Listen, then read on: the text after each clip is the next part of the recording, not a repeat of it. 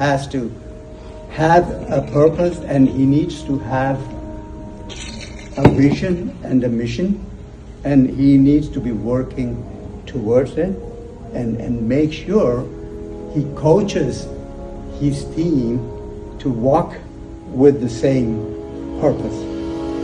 And it's very hard to manage people because people would go all over the places. But a good leader can keep his team focused.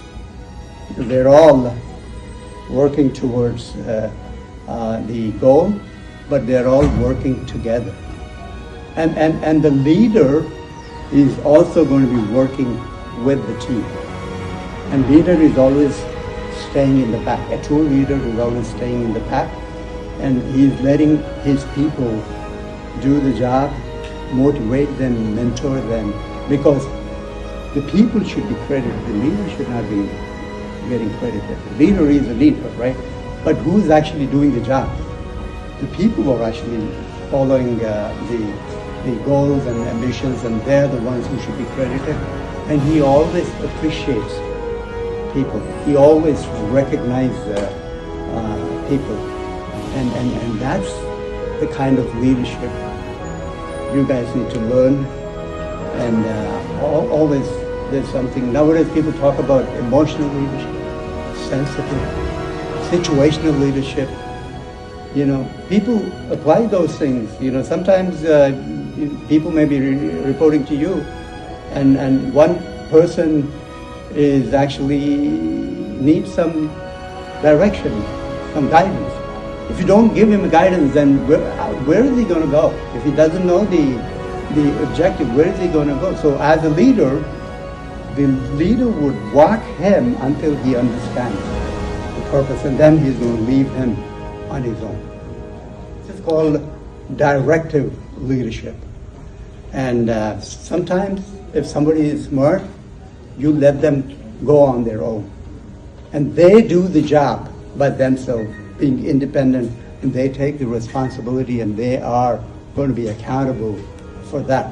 And leader is always there behind, coaching them and guiding them. Leaders always give feedback, because feedback is very important. You want to know how you're doing.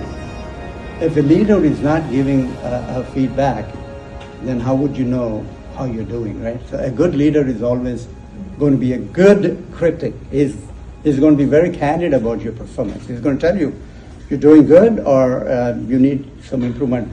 But there is a way to communicate with the team. You can't be rude with him. You can't say, hey, you don't know what you're doing. That's not how you tell them. You need to tell them that, hey, you're doing good, but I think you can still improve. Because everybody needs improvement. Even a leader needs improvement. And Tracy said it. I mean, you have to learn every day. Leader is not just going to be a leader and then he's going to end the chapter. He needs to coach the next leaders. And that's what I think the school is doing. You need many leaders in this country to make U.S. great again. MAGA, Trump is talking about making America great again. America needs good leaders.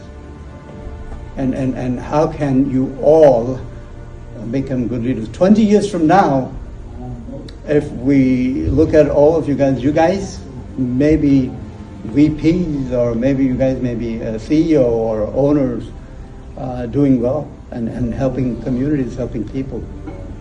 But you are made to do that with some help from the university, and whoever you're going to be working with, they're going to be, a good leader is always going to coach you, make you enthusiastic. He's going to enable you. He's going to make you excel in your performance. A company has to grow and succeed and recognize as a good company what are certain criteria people are going to look at it, right? Is the company successful? Is the leadership team sensitive about their employees? Do they respect their employees? Is it a happy place to go and work, right? A lot of times they do a survey and then every year They say, hey, Google is the best place to work, or Facebook is Meta is the best place to work. And there could be some other companies like Tesla. He's going to push them so hard, and some people get burned out and things like that. So organizationally, if you want to build good organization, you need to bring good leaders. You need to train the employees to become good leaders. And accountability, loyalty, performance creates good employees. So even for employees also, there is always a responsibility for you to become an employee. And you're responsible for your job, for what you do, whether you fail or you succeed. You are accountable for that. If you succeed, they're going to reward you, they're going to appraise you, they're going to increase your salaries and all. But if you fail, a true leader is not going to punish you for that. He's going to make you learn from your mistake. It's okay to fail. Some failures for us, but there will be some successes, some home runs we're going to hit in our life. But it all depends on your mind. Mind is the most critical thing that makes us a good leader or a good person. You need to have a plan, and you need to know how to prioritize, and then you need to know how to perform and execute. Just talking is not enough, right? I don't know if you guys heard, you should walk the talk. A lot of people talk, but they lack execution. People have heard people, they wanted to become an entrepreneur, they want to be successful. They will say, I will do this, I can build a $1 billion business, but he never does because he lacks execution. Execution is the most important thing.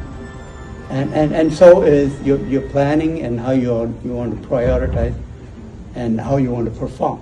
Staying focused and being optimistic is, again, a strength that as a leader, if you're not optimistic, you're always pessimistic, then you're attracting all kinds of problems. Passion, grit, and perseverance. Again, I talked about it. It's very important. Execution is important. And be prepared to fail and learn from your failures. If you fall down, just spring back and run again. That's what people do. A lot of people failed pretty badly, but then they came back and then they became billionaires again. How is it possible? They lost everything, but they could. That's the game you need to play, and you need to know how to play the game. The integrity, being inquisitive, you need to be very anxious about what you want to learn, and serve and lead, and willingness to accept and tolerate a failure. These are all some of the qualities a good leader would have.